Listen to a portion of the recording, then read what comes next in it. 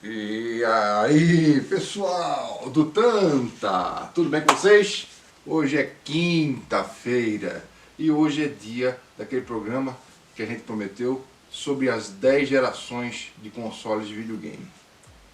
Bom, então na verdade a gente precisa informar vocês que serão 5 programas especiais, cada um com 2 gerações de videogame, porque tem muita história para contar. E aqui no Tanto a gente procura deixar os vídeos formatados com mais ou menos 10 minutos, para não ficarem vídeos muito extensos, né? Que ninguém gosta muito de passar muito tempo assistindo muita coisa. Então, para não virar documentário, a gente resolveu compartimentar a história dos videogames, 10 gerações, em 5 pacotes. Hoje a gente vai falar sobre as 2 primeiras gerações de videogame. Como são as 2 primeiras gerações de videogame, a gente precisa contextualizar onde se estava quando o videogame chegou no Brasil. A gente já tinha, claro, na rua, em fliperamas, aquelas máquinas com jogos interessantes como Space Invaders, né, Pac-Man, sempre jogos de uma tela só, né? Mas fazia muito sucesso você comprar ficha, né? É diferente dos Estados Unidos, em que você começava uma partida colocando um quarter, que é uma moedinha de 25 centavos. Aqui no Brasil você comprava uma ficha por causa da hiperinflação, não dava para ter, sem estabilidade da moeda, não dava para ter uma referência monetária.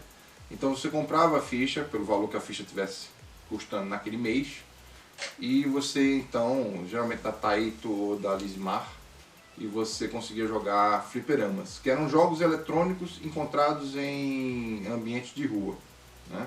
Ou em padarias, ou em livrarias, ou em lojas específicas de fliperama mesmo, aquelas lojas que hoje é muito raro.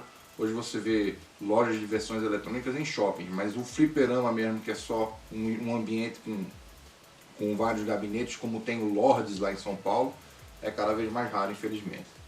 Bom, então, tirando essas experiências de rua, ou seja, a experiência que você tem uma máquina inteira do tamanho de um gabinete mesmo de telefone específica para essa finalidade, ninguém pensava em ter uma máquina dessa em casa, né, jogos eletrônicos em casa. A diversão em casa era jogo de tabuleiro, né? Com o começo da década de 80, os jogos de tabuleiro, que era Banco Imobiliário, War 2, Scotland Yard, Super Trunfo, esses jogos de cartas e tabuleiros, né? Esses jogos começaram a ser substituídos por jogos eletrônicos, ou começou a haver uma inserção de eletrônica nos jogos. Então, por exemplo, Simon, Genius. Os Gênios aqui no Brasil, nós tínhamos um amigo na rua, que era o Marcelinho. Marcelinho era o poderoso detentor do Banco Imobiliário. Então, o pessoal meio que dava uma bajulada no Marcelinho para poder jogar com o Banco Imobiliário dele. Pô, era sensacional aquele jogo que tinha casinhas, né, de brinquedo. Pra gente isso era muito moderno. Mas ele chegou um dia na rua falando que tinha um jogo novo, um jogo que jogava na TV. Aí ninguém acreditou. Estava o Marcelinho falando do telejogo, uma iniciativa Philco Ford. É Ford mesmo, a mesma Ford da linha de produção do seu Henry Ford, de carros, né? Então eles montaram essa joint venture dessas duas empresas, montou o que pra gente aqui no Brasil ficou conhecido como o único representante da primeira geração de videogames. Ou seja, em vez de você jogar jogos no tabuleiro, em vez de você jogar jogos com luzes eletrônicas ou LEDs, você realmente iria ter algum nível de controle com o que acontece na sua televisão. Então, pra gente foi um impacto, foi sensacional. Então, aqui eu coloquei no modo 2 jogadores, mas era possível jogar assim, no modo de um jogador só. Para isso você precisava colocar a sua TV no canal 3 ou 4, geralmente canal 3, aqui você controla os dois.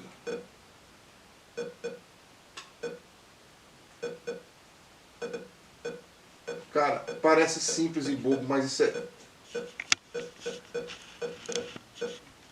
Uou!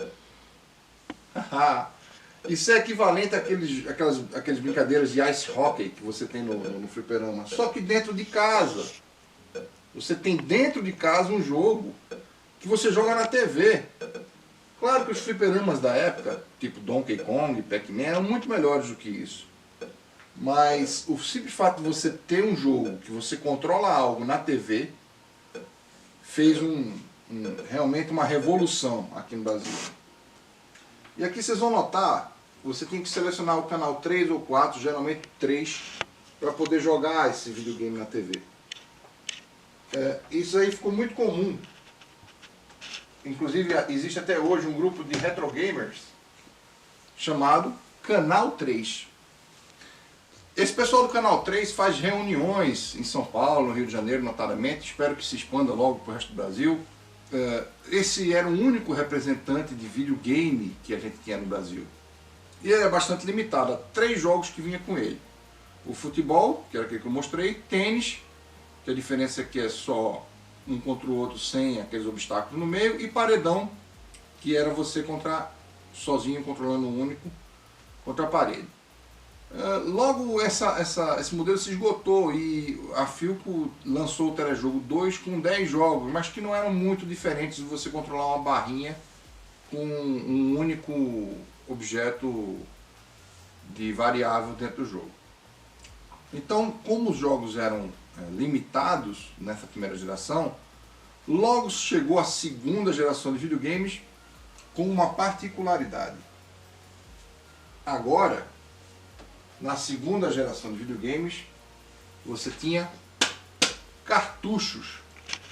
Ou seja, você tinha uma máquina e dependendo do cartucho, você mudava completamente de jogo. Os jogos eram bem diferentes. Tinha jogo de carro, tinha jogo de nave, tinha jogo de plataforma, né? Personagem... Enfim, como vocês conhecem o jogo de plataforma típico, como o Mario, como o Sonic, só que os vovôs deles, né? E, bom, isso revolucionou o mercado de videogames, isso fez com que o videogame se tornasse definitivamente uma sensação que toda criança, todo jovem queria ter em casa, porque você comprava o equipamento e depois, de acordo com o seu gosto, você comprava o jogo que você realmente queria jogar. Então, temos aqui um representante, o nosso representante da segunda geração, que é o Odyssey da Philips. Aqui você tinha não só um quadradinho para você controlar, mas um personagem inteiro. Você nota quando eu movimento ele mexe os bracinhos e as pernas, ele tem um chapéuzão. E quando a gente atira com um botão, agora o controle fica na sua mão e não no console. Quando você atira com o botão de ação, você controla com o controle, quando atira com o botão de ação, a bala, que era mais ou menos a bola daquele telejogo, sai do seu revólver. Bom, só para mostrar que tinha mesmo jogos diferentes, vamos mostrar outro. O videogame vinha com 2 controles como esse, 2 joysticks. O da direita era vermelho e o da esquerda azul. Esse é um jogo, exemplo de corrida, para 2 jogadores. Eu vou controlar aqui só um, só para dar um exemplo. Passou por aqui, completou uma volta. Quem completar as 15 primeiro ganha. É interessante que, muito tempo depois, lembrem-se dessa configuração de controle da direita vermelho, controle da esquerda azul. Né? Mas vocês vão notar que todos os jogos do Odyssey, ou a maioria deles, são de uma tela só. Aquele jogo do Velho Oeste usa só uma tela para você se divertir.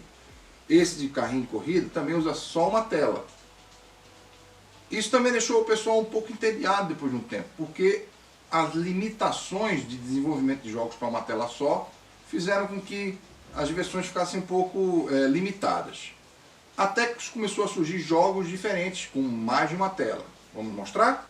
Até que, ainda nesta segunda geração de videogames, de consoles domésticos, a gente finalmente teve jogos que mudavam de tela, ou seja, não estavam restritos a uma tela estática. Como Super Cobra. Ó, passou dessa fase, a tela muda. Com uma configuração diferente.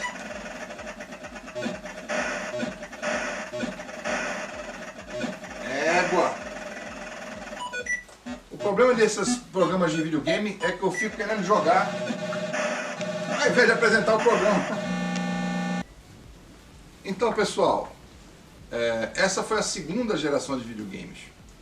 Mesmo na concorrência do Odyssey, que era a Atari, na verdade a Atari era a líder mundial dessa segunda geração, tendo muitos jogos, principalmente os lançados pela Activision, com mudança de tela também. A gente vai falar no próximo programa, porque esse ficou muito longo, sobre o crash, a quebra, a derrota dos videogames. Quase que esta segunda geração de videogames foi a última. E a gente não teria esse importante componente da nossa cultura tecnológica em casa até os dias de hoje. Ok? Então valeu, próximo programa, terceira e quarta gerações, e explicar melhor o que foi essa crise que quase acabou com essa tecnologia de uma forma por todas. E é isso aí, tanta!